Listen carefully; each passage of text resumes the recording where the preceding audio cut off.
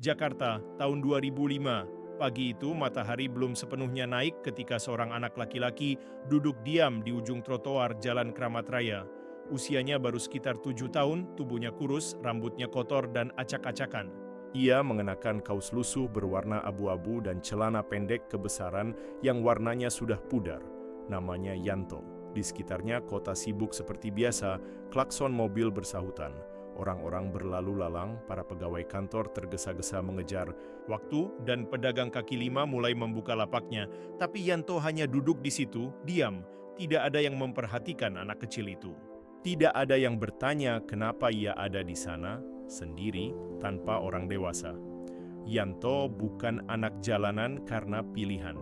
Beberapa bulan lalu, hidupnya masih normal. Ia punya ayah dan ibu yang sangat ia cintai. Mereka tinggal di kontrakan kecil di daerah pinggiran Jakarta. Ayahnya tukang bangunan, ibunya pembantu rumah tangga. Meski sederhana, mereka bahagia. Namun segalanya berubah dalam semalam. Suatu pagi, tetangganya datang terburu-buru membawa kabar buruk. Kedua orang tua Yanto meninggal dalam kecelakaan saat perjalanan pulang dari kampung. Mobil yang mereka tumpangi tergelincir dan masuk jurang. Hanya supir yang selamat. Yanto tidak mengerti saat itu. Ia hanya tahu orang tuanya tidak akan pulang lagi. Beberapa hari kemudian, Yanto dibawa ke sebuah panti asuhan oleh pihak kelurahan. Di sana seharusnya ia aman. Tapi kenyataan berkata lain. Para pengurus panti tidak semua baik hati. Ada yang kasar, sering marah, bahkan pernah memukul anak-anak karena hal sepele. Yanto tidak tahan. Ia tidak terbiasa dengan kekerasan. Ia tidak suka dipaksa makan atau dibangunkan dengan bentakan. Akhirnya, ia kabur diam-diam malam hari, menyelinap lewat pagar belakang. Tidak tahu kemana harus pergi, ia hanya berjalan dan berjalan, hingga tiba di pusat kota Jakarta. Sejak saat itu, trotoar, kolong jembatan, dan empran toko menjadi rumahnya. Hari itu Yanto belum makan sejak kemarin siang. Ia menggenggam perutnya yang perih karena lapar. Di seberangnya ada sebuah warteg. Bau nasi goreng tercium jelas. Ia berdiri, mendekat pelan-pelan, berdiri di dekat pintu sambil menatap piring-piring yang berisi makanan hangat. Tapi ia tidak berani masuk. Beberapa kali ia pernah diusir dari tempat makan hanya karena berdiri terlalu dekat. Jangan berdiri di situ, ganggu pelanggan aja," bentak seorang bapak berbadan besar, mungkin pemilik warteg. Yanto langsung menjauh, matanya mulai berkaca-kaca. Ia tidak ingin dikasihani, ia hanya lapar. Tapi dunia tidak peduli, ia kembali ke tempat duduknya di trotoar. Di sebelahnya ada kardus bekas yang biasa ia gunakan sebagai alas tidur. Hari ini seperti kemarin, dan mungkin seperti besok juga, sendiri. Sunyi, tapi meski keras, Yanto belum pernah mencuri. Ia pernah diajak anak-anak jalanan lain untuk merampas dompet orang atau membobol warung, tapi ia selalu menolak. Hatinya selalu teringat wajah ibunya. "Yanto, hidup itu keras, tapi jangan pernah jadi orang jahat." Sore itu, hujan turun deras. Yanto berteduh di bawah atap toko tutup. Tubuhnya menggigil, kausnya basah kuyup. Di tengah hujan itu, seorang pria tua berbaju lusuh menghampirinya sambil membawa gitar kecil. Pria itu tersenyum, memperlihatkan deretan giginya yang jarang-jarang. "Kedinginan ya, Nak?" tanyanya pelan. Yanto mengangguk pelan, tak berani menjawab. Pria itu duduk di sebelahnya, membuka tas plastik berisi 2 bungkus nasi bungkus sederhana. "Makanlah, aku punya 2, katanya sambil menyodorkan 1 ke Yanto. Yanto menatapnya lama. Mata pria itu tulus. Ia pun mengambil nasi itu dan mengangguk kecil, "Makasih, Pak." Pria itu memperkenalkan diri sebagai Bang Miko, pengamen keliling yang sudah hidup di jalanan sejak lama. Sejak hari itu, hidup Yanto mulai berubah sedikit demi sedikit. Ia belajar banyak dari Bang Miko tentang bagaimana bertahan tanpa mencuri, tentang kejujuran, dan tentang rasa syukur meski hidup serba kurang. Dan tanpa sadar, di tengah kerasnya kota Jakarta, Yanto akhirnya menemukan sesuatu yang langka, sebuah keluarga baru. Sejak malam hujan itu, kehidupan Yanto perlahan berubah. Bang Miko, pria tua berambut putih yang hidup dari mengamen, menjadi satu-satunya orang dewasa yang memperlakukan Yanto dengan hangat setelah kedua orang tuanya tiada. Meskipun mereka tidur di emperan toko atau di bawah jembatan layang, Yanto merasa sedikit lebih aman. Setidaknya sekarang ia tidak sendirian lagi. Bang Miko bukan orang kaya, jauh dari itu. Gitar kecil yang selalu dibawanya pun sudah aus dan senarnya beberapa kali putus. Tapi dari alat itulah ia bisa bertahan hidup. Ia menyanyi dengan suara serak-serak tua di angkutan kota, di depan minimarket, atau di trotoar dekat lampu merah.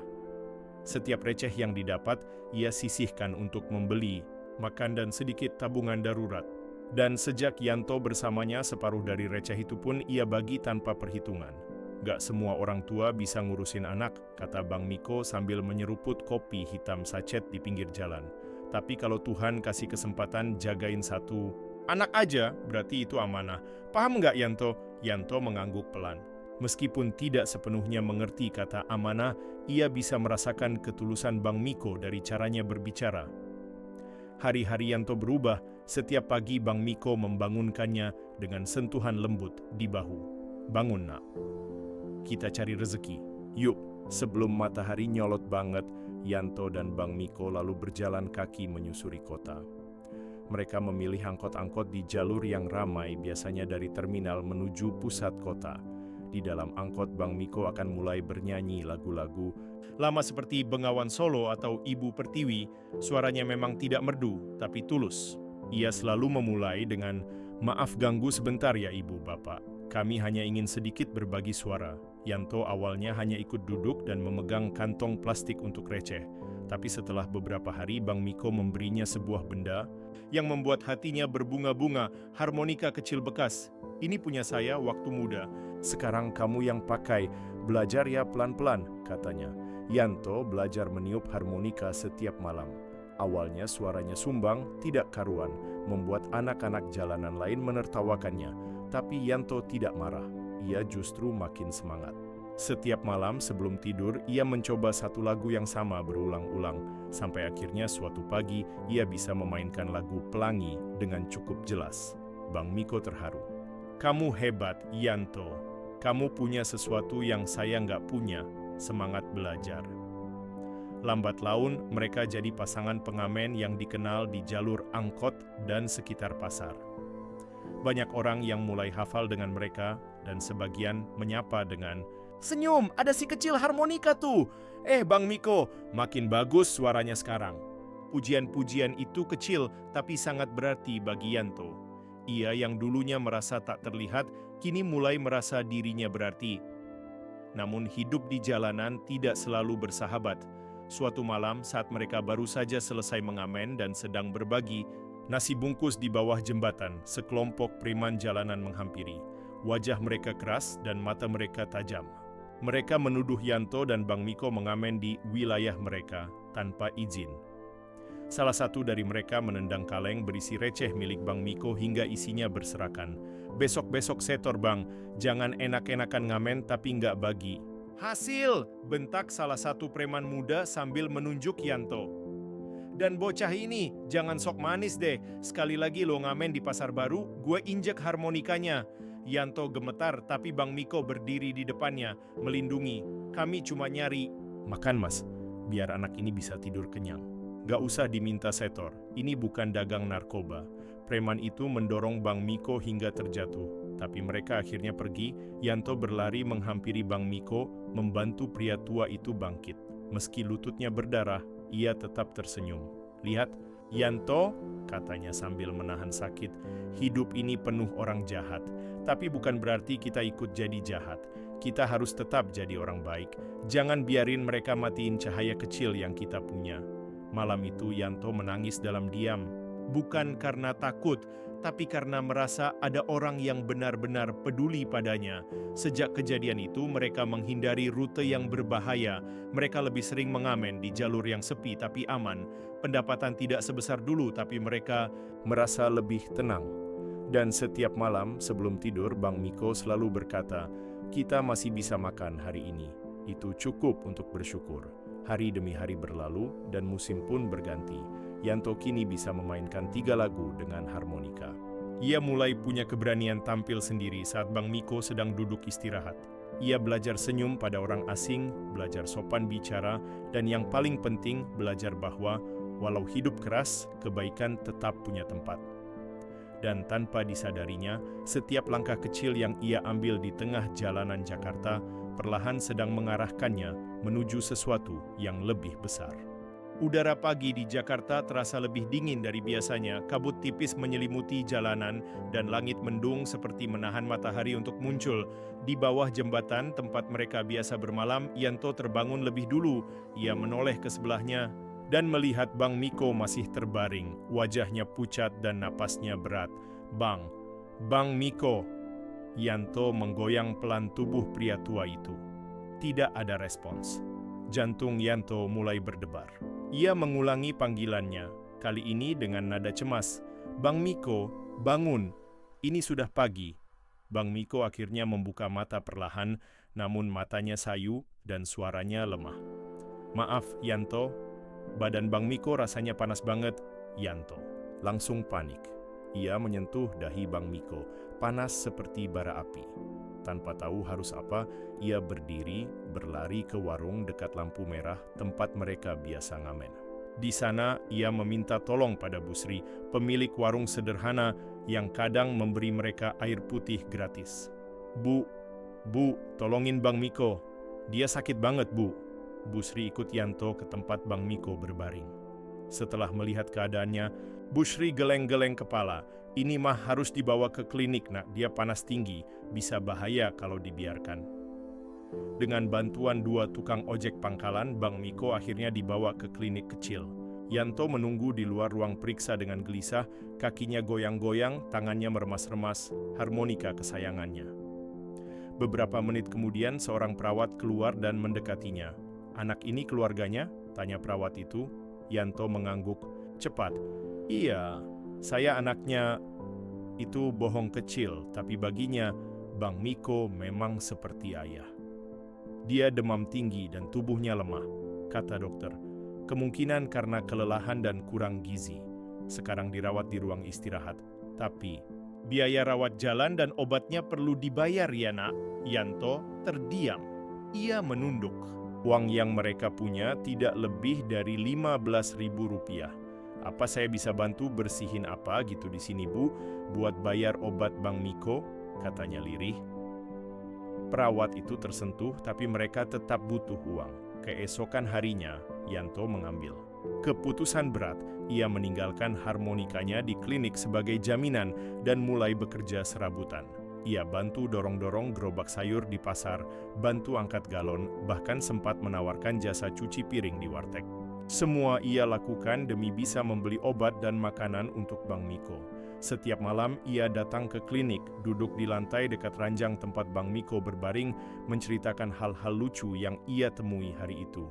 "Bang, tadi aku bantu orang jual ikan, tapi ikannya loncat dan kena muka aku," katanya, berusaha tertawa. Meski matanya lelah dan merah, Bang Miko hanya tersenyum kecil. Ia tahu anak itu sedang memaksakan senyumnya. Tapi itu juga membuat hatinya hangat. Dalam tubuh yang melemah, ada rasa syukur tak terkira. Ia telah membesarkan anak yang luar biasa kuat. Hari-hari berlalu. Bang Miko mulai sedikit membaik, tapi tubuhnya tak sekuat dulu. Dokter menyarankan agar ia banyak istirahat, jangan keliling jalanan dulu. Itu artinya Yanto harus mengamen sendirian. Hari pertama ia mengamen sendiri, kakinya gemetar. Biasanya Bang Miko yang membuka dengan sapaan dan lagu pertama. Sekarang hanya dirinya, harmonika, dan suara kecilnya. Ia naik ke angkot jurusan Tanah Abang. Penumpang-penumpang menatapnya dengan tatapan campuran iba dan ketidakpedulian. Tapi Yanto menguatkan hati.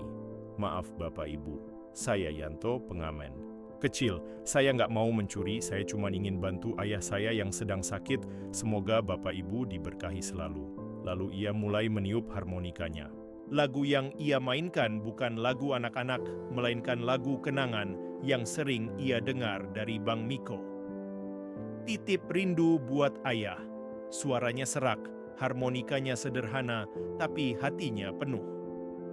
Beberapa penumpang mulai meneteskan air mata.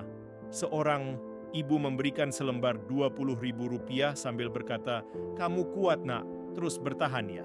Hari itu, untuk pertama kalinya, Yanto mendapatkan uang terbanyak sejak ia mengamen. Tapi lebih dari itu, ia mendapatkan keyakinan bahwa ia bisa. Bahwa meskipun sendiri, meskipun kecil, ia mampu berdiri di atas kakinya sendiri.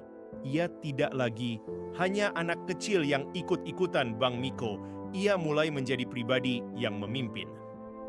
Malamnya, ia kembali ke klinik, duduk di samping Bang Miko, dan meletakkan harmonikanya di atas meja. "Bang, hari ini aku nggak takut lagi, aku bisa." Bang Miko memandangnya lama, lalu tersenyum. Matanya berkaca-kaca, ia tidak perlu berkata apa-apa. Karena hari itu, ia melihat Yanto bukan lagi anak jalanan yang rapuh. Ia melihat calon lelaki dewasa yang tangguh, lahir dari jalanan, tapi berjiwa besar. Setelah hampir 2 minggu Bang Miko dirawat di klinik kecil, akhirnya ia diperbolehkan pulang. Meskipun sebenarnya belum sepenuhnya pulih, tapi mereka tidak punya cukup uang untuk rawat inap lebih lama. Yanto, yang selama ini berusaha mati-matian, membiayai semua kebutuhan, akhirnya bisa menarik napas lega meskipun hanya sebentar. Mereka kembali ke tempat biasa di bawah jembatan. Tidak mewah, bahkan bisa dibilang menyedihkan, tapi itu satu-satunya tempat yang mereka punya. Yanto membantu Bang Miko berjalan perlahan sambil membawa tas plastik berisi obat-obatan dari klinik. "Pelan-pelan, Bang. Masih lemas, jangan maksa," kata Yanto sambil menahan tubuh pria tua itu. Bang Miko tersenyum lemah. "Kamu udah kayak anak beneran, Yan. Bukan anak angkat, tapi anak dari takdir." Yanto hanya tertunduk malu-malu, tapi hatinya hangat. Beberapa hari berlalu. Yanto kembali mengamen sendirian. Ia tetap bermain harmonika dan menyapa orang-orang dengan sopan. Kadang dapat banyak, kadang sedikit, tapi ia selalu bersyukur. Ia juga sesekali pulang dengan sebungkus makanan yang dibelinya dari warung. Lalu, mereka makan berdua dengan obrolan hangat di bawah bintang. Namun suatu sore, kehidupan Yanto kembali berubah. Dan kali ini, bukan karena pukulan takdir, tapi karena balasan dari kebaikan kecil yang pernah ia berikan. Saat itu Yanto sedang mengamen di sebuah angkot jurusan Blok M. Penumpang tidak banyak, hanya 3 orang. Ia memainkan lagu sederhana, lalu menunduk sopan sambil mengulurkan tangan kecilnya. Dari salah satu sudut angkot, seorang laki-laki muda berjas kerja menatap Yanto lama. Wajahnya seperti sedang berpikir keras. Ia mengeluarkan dompetnya, mengambil uang 50.000, lalu berkata, "Kamu, namamu Yanto kan?" Yanto kaget. Iya Pak, kok Bapak tahu?" Pria itu tersenyum. "Beberapa bulan lalu, aku pernah hampir pingsan di pinggir jalan. Kamu bantuin saya, ingat nggak? Waktu itu kamu kasih saya minum dari gelas plastik, terus kamu bilang, 'Bapak jangan pingsan, nanti nggak bisa pulang ke rumah.'" Yanto mulai mengingat, wajah pria itu memang tidak asing. Dulu ia melihat pria ini terhuyung-huyung karena kelelahan di pinggir jalan. Waktu itu, meski hanya punya 1 gelas plastik bekas, ia isi dengan air keran dari mushola, lalu memberikannya. "Saya nggak nyangka kamu masih ingat saya, dan kamu masih di jalan juga." Pria itu diam sebentar, lalu melanjutkan, "Ikut, saya nak, saya bisa bantu." Yanto bingung, ia tidak langsung percaya. Tapi pria itu terlihat sungguh-sungguh. Namanya adalah Pak Damar, seorang staf bagian HRD di sebuah perusahaan percetakan. Setelah kejadian waktu itu, ia memang tidak bisa melupakan anak kecil yang dengan polosnya menolong orang asing tanpa pamrih. Sekarang ia merasa ini waktunya membalas. Pak Damar mengajak Yanto ke tempat kosnya, memberinya makan, dan menelpon seorang temannya yang bekerja di dinas sosial. Beberapa hari kemudian, Yanto dan Bang Miko mendapat tawaran tempat tinggal sementara di rumah singgah khusus anak jalanan. Yanto menolak di awal, tapi setelah tahu bahwa Bang Miko juga bisa tinggal dan dirawat di sana, ia akhirnya menerima.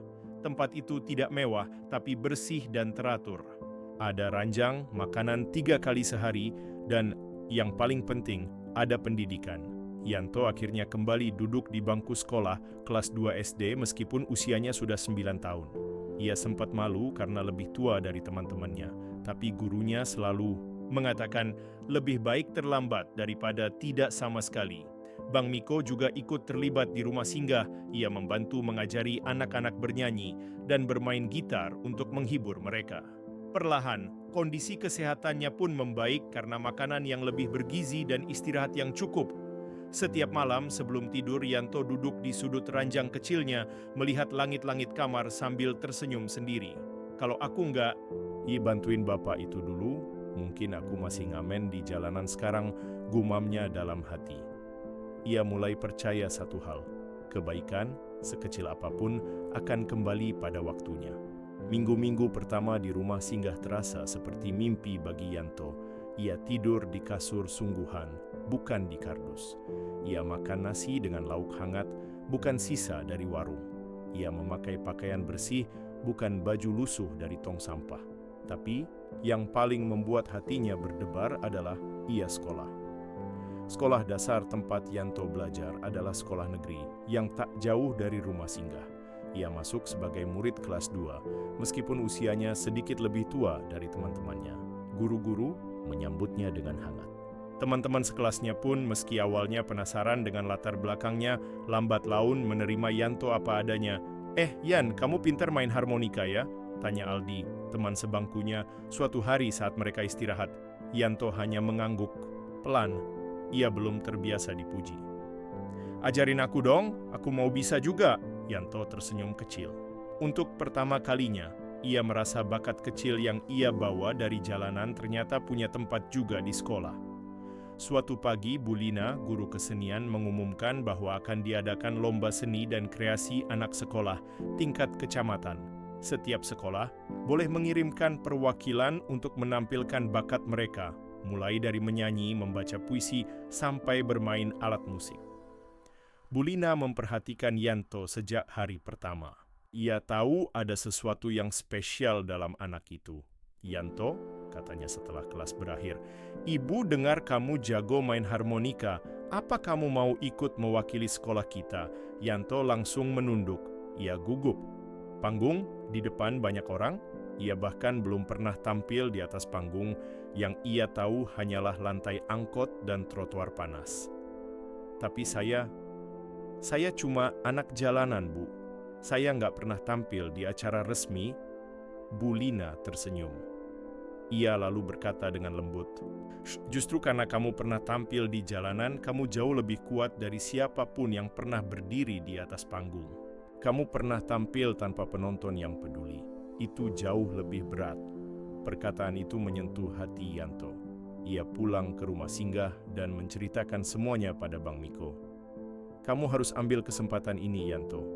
Biar orang tahu kamu bukan anak kecil sembarangan," kata Bang Miko sambil menepuk bahunya. "Kalau kamu tampil bukan buat menangin piala. Kamu tampil buat bilang ke dunia, aku masih berdiri, aku nggak kalah." Yanto pun memutuskan untuk ikut. Ia berlatih setiap hari setelah sekolah. Harmonika kecil yang dulu jadi temannya di jalan kini jadi senjata utamanya. Ia berlatih memainkan lagu medley, dimulai dengan Pelangi, lalu disambung dengan lagu Tanah Airku, dan diakhiri dengan Ibu Pertiwi. Semua lagu itu punya makna khusus baginya, tentang harapan, tentang kehilangan, dan tentang cinta yang sederhana. Hari lomba pun tiba. Aula kecamatan dipenuhi murid-murid dari berbagai sekolah, lengkap dengan guru pendamping dan orang tua mereka. Yanto mengenakan seragam putih biru yang disetrika rapi. Di antara deretan anak-anak lain yang tampil dengan kostum mewah dan peralatan modern, Yanto hanya membawa satu, harmonika tua peninggalan Bang Miko. Sebelum naik ke panggung, tangannya gemetar, ia melirik ke barisan penonton. Di sana, Bang Miko duduk di kursi roda, ditemani Pak Damar dan Bu Sri, pemilik warung yang dulu sering membantunya. Mereka semua tersenyum memberi semangat. Ketika namanya dipanggil, Yanto naik ke panggung. Kakinya masih gemetar, tapi ia mengingat kata-kata Bang Miko. "Bukan buat menang, tapi buat menunjukkan bahwa kamu ada." Ia berdiri di tengah panggung. Hening. Lalu, ia meniup harmonika. Nada-nada pelan mulai mengalun. Pelangi terdengar sederhana, tapi dari harmonika kecil itu keluar bunyi yang jujur, bersih, dan penuh emosi. Disusul oleh Tanah Airku yang membuat beberapa guru mengangguk terharu. Dan ketika ia menutup dengan Ibu Pertiwi satu aula sunyi, beberapa penonton terlihat mengusap air mata. Saat nada terakhir berhenti, aula masih senyap. Tapi hanya 1 detik setelah itu, tepuk tangan bergemuruh. Yanto hanya menunduk, tak tahu harus bereaksi apa. Tapi dalam hatinya, ia merasa sudah menang. Bukan karena akan mendapat piala, tapi karena ia sudah berdiri di tempat yang dulu mustahil baginya. Di bawah panggung, Bang Miko berdiri dengan bantuan tongkat. Ia memaksakan diri untuk bangkit, memberi tepuk tangan paling keras di antara semuanya. Anakku, anak jalanan yang sekarang sudah bikin orang-orang berdiri, gumamnya bangga. Beberapa hari kemudian pengumuman hasil lomba keluar. Yanto mendapat juara 2, ia diberi piala kecil dan piagam penghargaan. Tapi lebih dari itu, pada saat itu banyak mata mulai melihat Yanto. Beberapa guru dari sekolah lain menanyakan latar belakangnya. Salah satu kepala sekolah swasta bahkan tertarik memberi beasiswa penuh, dan hidup Yanto perlahan mulai naik 1 anak tangga lagi. Setelah memenangkan lomba seni, kehidupan Yanto perlahan mulai berubah. Ia bukan lagi hanya anak jalanan di mata orang-orang, tapi menjadi simbol kecil dari harapan yang tumbuh di tempat paling keras. Sekolah tempat ia belajar mulai memberi perhatian lebih. Beberapa guru bahkan dengan sukarela membantunya les di sore hari. Setiap kali pulang ke rumah singgah, Yanto selalu disambut senyum Bang Miko. Meski tubuhnya belum sepenuhnya pulih, semangat pria tua itu semakin kuat. Ia sering berkata, "Yanto bukan cuma anak asuhku, kamu anak yang dititipkan Tuhan untuk bawa cahaya dari kegelapan." Hidup Yanto memang mulai tenang, tapi hidup tidak pernah benar-benar tenang untuk waktu lama. Dan kadang yang mengetuk pintu bukan harapan, melainkan masa lalu yang belum selesai. Suatu sore saat Yanto baru pulang dari sekolah, petugas rumah singgah memanggilnya ke ruang kantor. Di sana ada seorang wanita berusia sekitar 35 tahun, berpakaian rapi, wajahnya tidak asing. Mata Yanto langsung mengecil, hatinya berdebar. Wanita itu berdiri dan tersenyum. Tapi senyum itu terasa asing dan sekaligus menyakitkan. "Yanto, kamu ingat aku?" Suaranya lembut namun mengguncang. Yanto diam, ia tidak menjawab. Tapi dalam hatinya, memori mulai menyeruak. Wajah itu adalah wajah ibu kandungnya. "Ibu?" Suaranya lirih. Wanita itu langsung memeluknya erat. "Maafkan ibu, ibu nggak punya pilihan dulu. Waktu ayahmu meninggal, ibu stres, depresi. Ibu nggak sanggup urus kamu. Ibu pergi keluar kota, dan setelah beberapa tahun, ibu sadar. Tapi waktu ibu cari kamu udah nggak ada di panti." Yanto menunduk. Ada rasa marah, bingung, sekaligus kosong.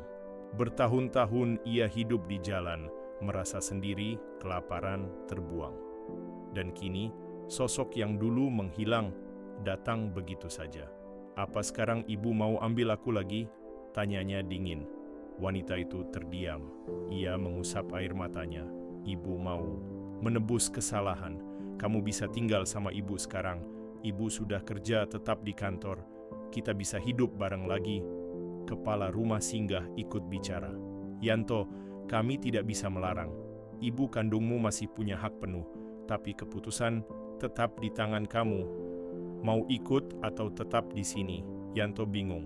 Malam itu ia tidak bisa tidur. Ia memikirkan semuanya tentang bagaimana ia bertahan sendirian, tentang Bang Miko yang selalu ada di saat paling gelap, dan tentang wanita yang kini mengaku ingin menebus masa lalu. Paginya Yanto pergi ke taman kecil dekat rumah singgah, tempat biasa ia dan Bang Miko duduk santai. "Bang," katanya perlahan, "kalau misalnya aku pergi sama ibu kandungku, Bang Miko marah nggak?" Bang Miko tersenyum. "Yanto, kamu bukan barang milik siapa-siapa. Kamu bebas milih jalan hidupmu. Kalau memang itu jalan yang kamu mau." Bang Miko rela, tapi Bang Miko juga ingin jujur. "Selama ini kamu bukan sekadar anak yang numpang hidup di sini. Kamu bagian dari hidup Bang Miko." Yanto terdiam. Lalu air matanya menetes tanpa bisa ditahan. "Waktu aku lapar, ibu nggak ada. Waktu aku sakit, ibu nggak ada. Tapi waktu aku kehilangan segalanya, Bang Miko ada," katanya sambil terisak. Bang Miko memeluknya. Kamu nggak harus benci ibumu, Yanto.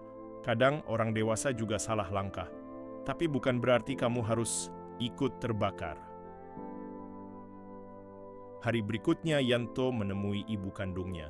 Ia menatap mata wanita itu dengan tenang. Ibu, terima kasih sudah datang.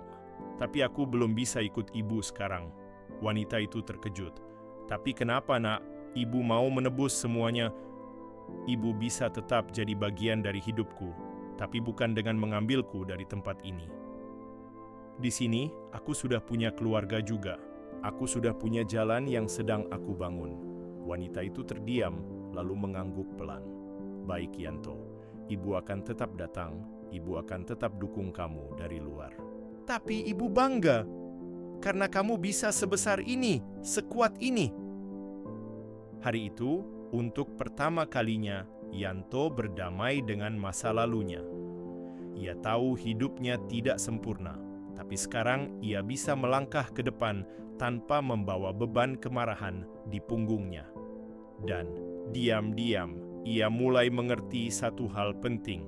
Terkadang keluarga bukan tentang darah, tapi tentang siapa yang tetap tinggal saat semuanya hancur. Hari-hari terus berjalan. Yanto tetap bersekolah dengan semangat, sesekali mengikuti lomba-lomba seni lain, dan semakin dikenal sebagai anak yang punya bakat serta hati tulus. Ia tidak pernah berubah, tetap rendah hati, tetap rajin membantu anak-anak lain di rumah singgah, dan tetap menjaga Bang Miko dengan kasih sayang yang tak pernah pudar. Namun waktu tidak pernah menunggu siapapun, dan tubuh Bang Miko mulai menunjukkan tanda-tanda kelelahan yang tak bisa lagi ditunda. Beberapa minggu setelah ulang tahunnya yang ke-10, Yanto mendapati Bang Miko mulai sering batuk keras, napasnya pendek-pendek, dan tubuhnya semakin kurus. Mereka pergi ke klinik. Dokter hanya bisa berkata singkat, usianya sudah lanjut dan paru-parunya lemah. Kami akan coba bantu, tapi tolong siapkan diri. Yanto mengangguk, tapi hatinya menolak. Ia belum siap. Malam itu Bang Miko memanggilnya ke pinggir jendela rumah, singgah. Angin malam Jakarta berhembus pelan. Lampu-lampu kota terlihat jauh di kejauhan, seperti bintang-bintang yang tertinggal di bumi. Yanto, ucap Bang Miko lirih, kalau besok Bang nggak bangun lagi, kamu jangan nangis ya. Yanto menggeleng cepat. Jangan gitu Bang, kita masih bisa sembuh. Kita masih bisa ke Ancol bareng, naik busway, makan sate lagi di warung Busri. Bang Miko tersenyum, tapi matanya sayu. Ia tahu waktunya sudah dekat. Dengar, Yan, kamu bukan anak kecil biasa. Kamu punya hati yang besar. Kamu selalu bantu orang meski kamu sendiri lagi susah. Dan dunia ini butuh orang-orang kayak kamu, Yanto. Menunduk, air matanya jatuh di pangkuan Bang Miko. Aku nggak tahu gimana hidup tanpa abang. Justru karena itu Bang ingin kamu janji. Janji untuk terus hidup lebih baik dari hari ini. Sekolah setinggi mungkin, jangan lupakan orang-orang di jalan. Suatu hari nanti kamu bukan cuma akan bantu 1-2 orang, tapi ratusan, ribuan. Yanto memeluk Bang Miko erat-erat malam itu, dan di sanalah ia berjanji. Aku janji, Bang, di atas nama abang, aku akan terus maju. Keesokan paginya, saat sinar matahari baru menyapa kota, Bang Miko ditemukan tertidur dalam damai. Wajahnya tenang seperti orang yang telah menuntaskan tugas hidupnya. Yanto tidak menangis di depan orang-orang, tapi di malam hari ia duduk di batu besar di taman belakang rumah singgah. Batu tempat biasa ia dan Bang Miko bercanda. Di sana ia menangis sepuasnya, dan di sana pula janji itu ia ucapkan lagi. Kepada langit yang sekarang sudah kehilangan 1 bintang, tahun-tahun berlalu. Yanto tumbuh menjadi remaja yang berbeda. Ia melanjutkan sekolah hingga SMA, lalu mendapat beasiswa penuh ke universitas swasta ternama di Jakarta, jurusan psikologi. Ia ingin memahami rasa sakit, bukan hanya miliknya, tapi juga milik orang lain yang terbuang dan dilupakan. Sambil kuliah, ia juga aktif mengajar anak-anak jalanan, menyusun program edukasi, dan berbicara di berbagai forum tentang anak terlantar. Dan harapan, kisah hidupnya mulai diliput media, tapi ia tidak pernah mencari ketenaran. Ia hanya ingin memenuhi janji. Saat usianya 24 tahun, ia mendirikan yayasan pendidikan gratis untuk anak jalanan. Namanya Yayasan Cahaya Miko, nama yang ia ambil dari pria tua yang pernah menyelamatkannya tanpa meminta apapun. Suatu hari ketika ia duduk di kantor kecilnya, seorang wartawan muda mewawancarainya. "Mas Yanto, banyak orang ingin tahu, apa motivasi terbesar Mas membangun ini semua?" Yanto hanya tersenyum, lalu memandangi harmonika tua yang kini tergantung dalam bingkai kayu di dinding kantornya. "Karena dulu, waktu saya nggak punya siapa-siapa, ada satu orang yang percaya pada saya. Dan karena saya tahu, setiap anak, sekecil dan seremeh apapun hidupnya, pantas punya kesempatan kedua." Wartawan itu mengangguk terharu, tapi sebelum wawancara ditutup, ia bertanya satu lagi, "Kalau boleh tahu Mas, siapa nama lengkap Anda?" Yanto tersenyum lebar. Lalu menjawab, "Nama saya Yanto Miko Prasetya, anak dari jalanan dan anak dari hati."